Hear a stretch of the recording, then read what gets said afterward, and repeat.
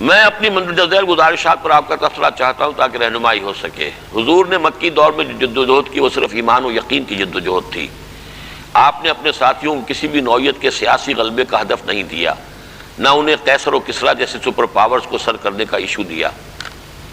جیسا کہ ایک حدیث سے بھی معلوم ہوتا ہے جس میں حضرت عائشہ فرماتی ہیں کہ پہلے لوگوں میں اللہ کا خوف پیدا کیا گیا، پھر شراب کی ممانعت آئی، اگر ترتیب یہ نہ ہوتی تو لوگ شراب نہ چھوڑتے۔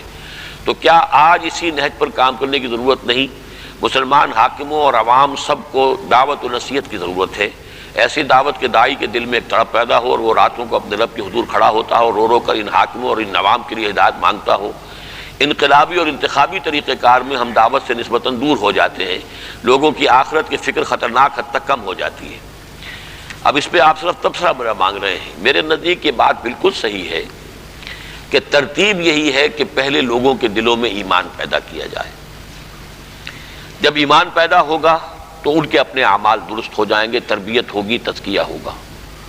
پھر ان کو ایسے لوگوں کو جمع کر کے اب شر کے خلاف اور خیر کے حق میں ایک جد و جہد کی جائے، کیونکہ معاشرے پر اگر شر کا غلبہ ہے تو افراد کا بھی خیر پر قائم رہنا مشکل ہو جائے گا۔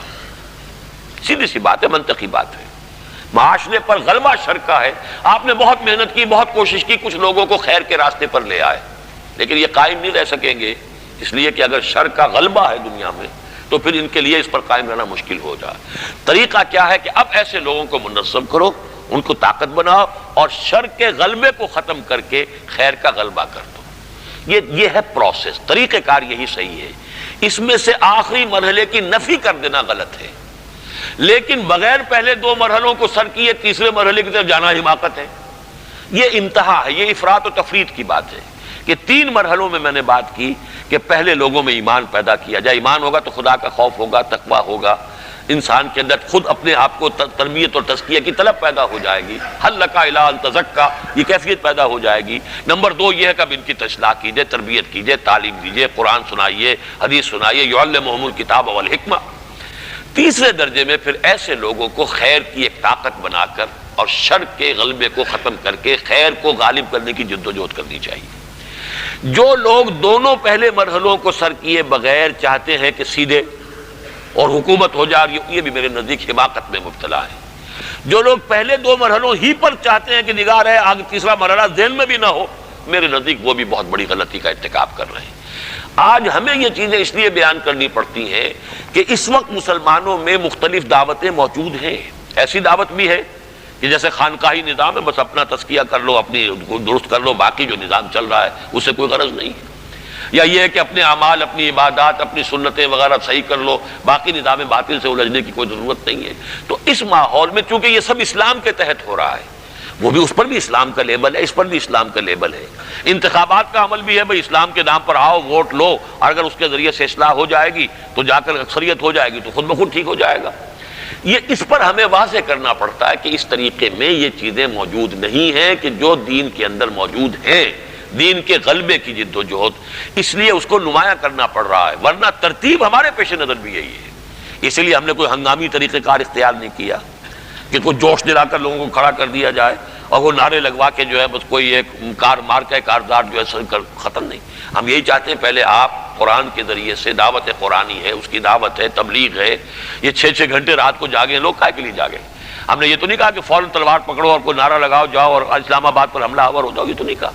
ہم نے کہا کہ اس سے جو ہے لوگوں کے اندر وہ ایک جذبہ پیدا ہو، ایک دین کا صحیح فہم پیدا ہو، پھر وہ اپنی اصلاح کریں، اپنی معاش کو، اپنی معیشت کو وہ پاک کریں حرام سے جتنا بھی کر سکتے ہیں، پھر وہ جمع ہوں، یکجا ہوں، اور پھر وہ اللہ کے دین کو قائم کرنے کی جد و جہد کریں۔ اور یہ وہ تکمیلی مرحلہ ہے محمد الرسول اللہ صلی اللہ علیہ وسلم کا کہ 3 مرتبہ یہ آیت قرآن میں آئی ہے، اور صرف وہ آیت نہیں ہے جیسا کہ میں عرض کر چکا ہوں، امرت لأعدل بینکم، اور حضور اور مسلمانوں سے کہا گیا یا ایھا الذین آمنوا کونوا قوامین بالقسط شہداء للہ، کھڑے ہو جاؤ پوری طاقت کے ساتھ عدل اور انصاف کو قائم کرنے کے لیے۔ کس سے کہا جا رہا ہے؟ مسلمانوں سے کہا جا رہا ہے۔